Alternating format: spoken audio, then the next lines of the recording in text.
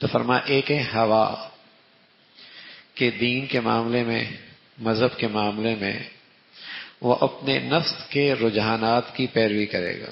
یہ نہیں دیکھے گا کہ دین کے معاملے میں اللہ کی چاہت کیا ہے اور مذہب کے معاملے میں اللہ کی پسند کیا ہے، بلکہ وہاں بھی دین اور مذہب میں بھی اپنے رجحانات کو دخل کرے گا اور اپنے رجحانات کے مطابق چلے گا. اب نفس پرست کہتے ہیں نا، میاں قرآن میں تو ہے سود کھانا حرام ہے، یہ تھوڑی لکھا ہے قرآن میں کہ سود کمانا حرام ہے، سود سے کاروبار کرنا حرام ہے، سود سے لین دین حرام ہے. قرآن میں تو ہے لا تاکلوا الربا، سود کھاؤ مت. ہم تو فیکٹریاں چلا رہے ہیں، کارخانے چلا رہے ہیں، کاروبار کر رہے ہیں، اپنی محنت مزدوری کر رہے ہیں. تو دین اور مذہب کے معاملے میں اپنے خیالات کی پیروی، یہ آدمی سوچ کے لحاظ سے، فکر کے لحاظ سے، نظریات کے لحاظ سے گمراہ ہوتا ہے. اور اس گمراہی کے پیچھے وہی فتنہ جس کی طرف اللہ کے نبی نے نشاندہی فرمائی کہ یہ آدمی ہوا، نفس پرست ہے.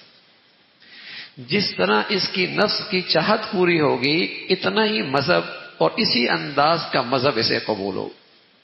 دین ایسا قبول ہے، اس لیے قابل قبول ہے جس میں اس کی نفس کی خیالات کی غذا مہیا ہو.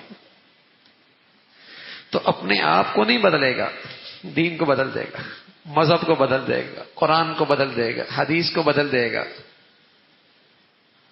تو اللہ کے نبی صلی اللہ علیہ وسلم نے فرمایا سب سے بڑا خطرہ مجھے اپنی امت کے بارے میں جو وبا آئے گی، وبال آئے گا اور مصیبت آئے گی، وہ دو چیزیں. ایک ہوا کہ آدمی دین کے معاملے میں بھی، مذہب کے معاملے میں بھی اپنے نفس کے خیالات کی پیروی کرے گا،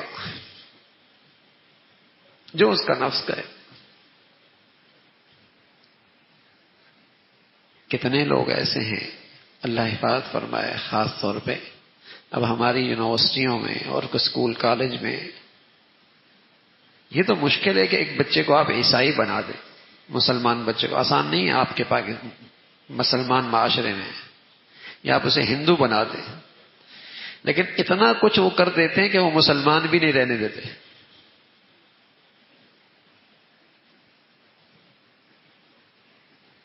اتنا کچھ کر دیتے ہیں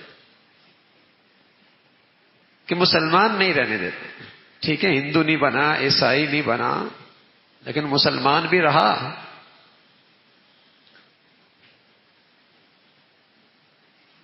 ایک بچے کا ٹیچر کہنے لگا او لیول کے امتحان ہے، یہ ضروری ہے اس لیے کہ مذہب میں دنیاوی تعلیم بھی تو ضروری ہے. اگر اس میں اگر کوئی عبادت رہتی ہے تو کوئی بات نہیں، عبادت تو پھر بھی ہو جائے گی، امتحان بار بار تھوڑی آئے گا.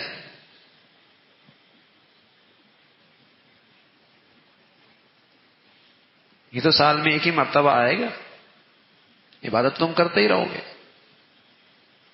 روزہ ہے اس کی قضا بھی کر سکتے.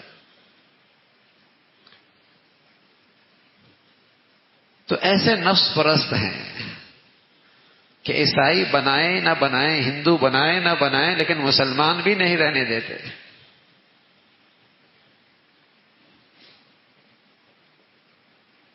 تو حضور علیہ الصلوۃ والسلام نے فرمایا جن بلاؤں کا مجھے اپنی امت کے بارے میں سب سے زیادہ ڈر ہے ان میں ہے ہوا، کہ دین کے معاملے میں، مذہب کے معاملے میں، اللہ کے ضابطوں کے معاملے میں، اسلام کے قوانین کے معاملے میں، قرآن کی تشریح کے معاملے میں، دین کی وضاحت کے معاملے میں وہ اپنے نفس کے رجحانات کی پیروی کرے گا. تشریح ایسی کرے گا جیسے جس میں وہ خود بھی بہت بڑا بزرگ نظر آئے. ظاہر ہے وہ قرآن حدیث کو اس انداز میں پیش کرے گا تاکہ اس سانچے میں وہ خود بھی تو مسلمان نظر آئے. اس لیے کہ مسلمان معاشرے میں کھلے عام اسلام سے دستبرداری تو آسان نہیں ہے نا.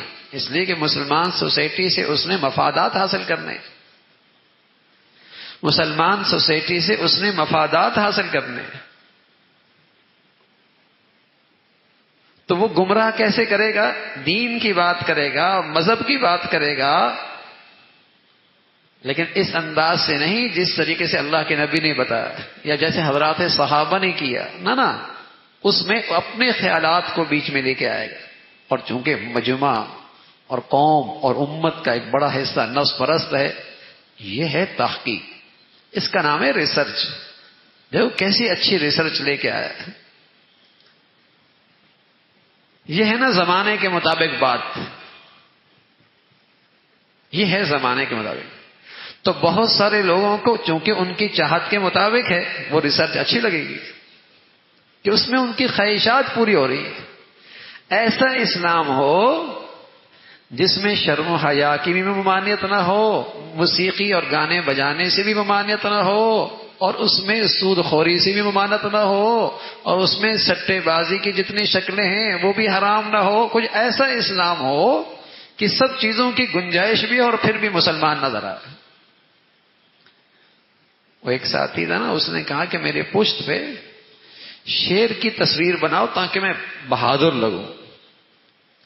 اور شیر گودوانے والے کے پاس گیا جو رنگ بھرتا تھا، اور جب اس کے پاس گیا تو اس نے سوئی چبوئی تاکہ رنگ بھرے. کہا کیا بنا رہے ہو؟ کہا شیر کا سر بنا رہا ہوں. کہا یار شیر بناؤ لیکن سر کے بغیر ہی بنا دو، تکلیف ہو رہی ہے. اس نے پھر سوئی چبوئی، کیا بنا رہے؟ گردن بنا رہا ہوں. گردن کے بغیر ہی بنا دو. پھر اس نے سوئی چبوئی، کیا بنا؟ دم بنا رہا ہوں. یار دم کے بغیر ہی بنا دو بھائی. پھر اس نے سوئی چبوئی، کیا پیٹ بنا رہا ہوں. یار تکلیف ہو رہی، اس کے بغیر شیر بنا دو. اس نے آلات پھینکے، اوزار. کہ ایسا شیر ہم نے نہیں دیکھا بھائی، سر بھی نہ ہو، گردن بھی نہ ہو، پیٹ بھی نہ ہو، دم بھی، ایسا کون سا شیر ہوتا ہے؟ تو میرے عزیزو، ایسا اسلام اللہ نے بھی کوئی نہیں اتارا جس میں سود کی بھی حرمت کوئی نہ ہو، جس میں بے حیائی فحاشی کی حرمت بھی کوئی نہ ہو، جس میں شراب کی حرمت بھی کوئی نہ ہو. ایسا اسلام اللہ نے بھی کوئی نہیں اتارا جس میں اسلام نماز بھی نہ ہو، روزہ بھی نہ ہو، زکوٰۃ بھی نہ ہو. ایسا اسلام اللہ نے کوئی نہیں اتارا. اب یہ چاہتا ہے کہ سب کچھ نہ ہو لیکن مسلمان رہے. ایسا اسلام اللہ نے کوئی نہیں اتارا. تو یہ نفس پرست ہے جس کے بارے میں اللہ کے نبی صلی اللہ علیہ وسلم نے فرمایا کہ دین اور مذہب کے معاملے میں اپنے نفس کے رجحانات کی پیروی، اپنی خواہشات کی پیروی. اور دوسری چیز رسول اللہ صلی اللہ علیہ وسلم نے فرمائی طول الامل، لمبی لمبی آرزوئیں دل میں پرورش کی جائیں، لمبی لمبی آرزوئیں. آپ علیہ الصلوۃ والسلام نے فرمایا ان دو بیماریوں کو بہت خوفناک بتلایا، اور آگے ارشاد یہ فرمایا کہ ہوا نفس پرستی آدمی کو حق قبول کرنے سے محروم کر دیتی. جو آدمی نفس پرست ہوتا ہے نا، وہ حق بات نہیں قبول کرتا. اس کے سامنے باطل آ جائے فوراً قبول کر لے گا، حق قبول نہیں کرے گا. باطل نظریات، باطل سوچ، گمراہی کی باتیں فوراً قبول کر لے گا، لیکن حق نہیں قبول کرے گا. اس لیے کہ حق، اس میں اسے اپنے خواہشات سے دستبردار ہونا پڑے گا، اسے اپنی نفس پرستی سے دستبردار ہونا پڑے گا، وہ قبول نہیں کرے گا. تو اللہ کے نبی صلی اللہ علیہ وسلم نے فرمایا نفس پرست آدمی حق کی زندگی سے محروم ہوتا ہے اور ہر حق اور ہدایت سے محروم رہتا ہے. اور لمبی لمبی آرزوئیں یہ اگر دل میں آ جائیں تو ایسا آدمی آخرت کو بھلا دیتا ہے. یعنی نفس پرست فکر اور سوچ اور نظریات کا گمراہ بنتا ہے، اور لمبی لمبی امیدوں والا عمل کا گمراہ بنتا ہے. عمل اس کے اعمال خراب ہو جاتے ہیں. تو حضور علیہ الصلوۃ والسلام نے فرمایا یہ دونوں بڑی وبال ہیں جس سے انسان اور یہ امت بہت زیادہ خطرے سے دو چار ہو جائے گی. تو آپ علیہ الصلوۃ والسلام نے فرمایا لوگوں، دنیا جا رہی ہے اور آخرت آ رہی ہے. دنیا جا رہی ہے، آخرت آ رہی ہے، اور ہر ایک کی اولاد ہے.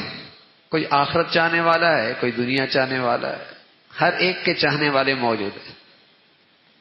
تو آپ علیہ الصلوۃ والسلام فرمایا کہ فَإِنِ اسْتَطَعْتُمْ، اللہ تکونوا من بنی دنیا، اگر تم سے ہو سکے نا تم دنیا کے چاہنے والے نہ بنو اور تم دنیا کی اولاد نہ بنو، ففعلوا، ایسا کر لو، اس لیے کہ یہ دنیا تو جا رہی ہے اور سبھی سے نکل جاتی ہے، تم آخرت کے چاہنے والے بنو، آخرت کے چاہنے والے بنو۔ اور حضور علیہ الصلوۃ والسلام نے فرمایا آج عمل کا دن ہے، حساب نہیں ہے، لیکن کل حساب ہوگا اور عمل نہیں ہوگا، اس لیے جتنا جلدی ہو سکے آج اپنا معاملہ ٹھیک کر لو، آج اپنا معاملہ ٹھیک کر لو۔ اور ساتھ رسول اللہ صلی اللہ علیہ وسلم نے فرمایا آخر میں کہ اگر تم اپنے دلوں میں اس بات کا یقین پیدا کر لو کہ یہ دنیاوی زندگی فانی ہے اور یہ صرف چند روزہ ہے اور آخرت کی زندگی اصل زندگی ہے، اگر تم اپنے اندر اس بات کا یقین پیدا کر لو کہ ہمارا اصل مقام آخرت ہے، تو تب جا کے تم نفس پرستی سے بھی بچ سکتے ہو اور طول العمل کے وبال سے بھی بچ سکتے ہو، ورنہ نفس پرستی کا شکار ہو جاؤ گے یا پھر آخرت فراموشی کا شکار ہو جاؤ، یا تو فکر اور سوچ کے گمراہی کہ آدمی غلط کر رہا ہے اسے بھی صحیح سمجھ رہا ہے، یعنی کتنے اب ایسی گمراہی آ گئی کہ غلط کر رہا ہوتا ہے لیکن اسے غلط نہیں سمجھتا، اسے صحیح سمجھتا ہے۔ میرے ایک سفر تھا ایک دن ایک کسی فنکار کے ساتھ اور اس کی ساری زندگی بیچارے کی اسی میں گزری، تو مجھ سے کہنے لگا آپ سے بھی لوگ بہت محبت کرتے ہیں، مجھ سے بھی لوگ بڑی محبت کرتے ہیں، آپ بھی اللہ کے بندوں کی بڑی خدمت کر رہے ہیں، میں بھی اللہ کے بندوں کی بڑی خدمت کر رہا ہوں،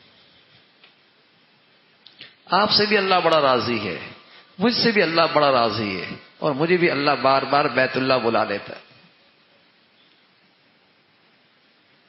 اب اس بیچارے کو پتہ ہی نہیں، تو برائی بھی کر رہا ہے، مطمئن بھی ہے، خوش بھی ہے، غلط بھی نہیں سمجھ رہا،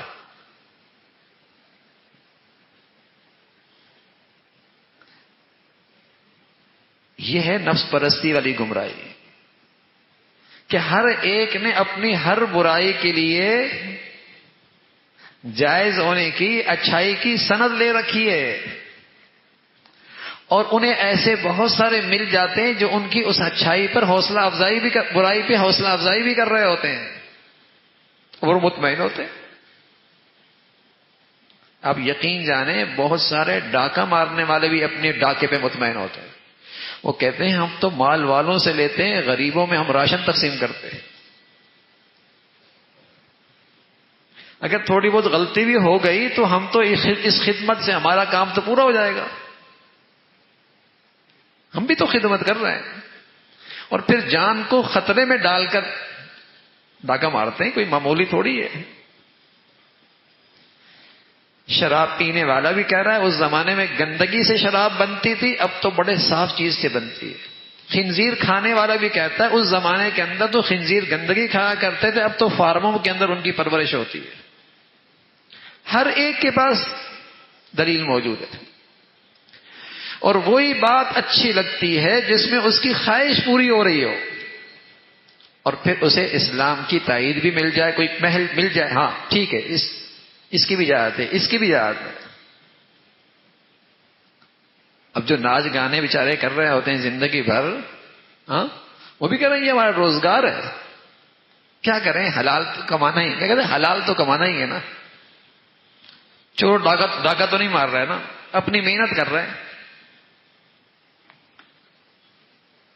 تو نفس پرستی سے آدمی سوچ اور فکر کے لحاظ سے گمراہ ہوتا ہے کہ اس کے ہاں برائیاں اچھائیاں بن جاتی ہیں۔ اللہ کے نبی صلی اللہ علیہ وسلم نے فرمایا ایک دن اس وقت تمہارا کیا حال ہوگا، اس وقت تمہارا کیا حال ہوگا جب تم برائی سے نہیں روکو گے۔ صحابہ نے عرض کیا رسول اللہ ایسا وقت آئے گا؟ فرمایا اس وقت کیا حال ہوگا جب تم برائی کی طرف بلاؤ گے۔ اے رسول اللہ ایسا بھی ہوگا کہ مسلمان برائی کی طرف بلائے گا؟ فرمایا اس وقت تمہارا کیا حال ہوگا جب تمہاری نظروں میں برائی اچھائی بن جائے گی۔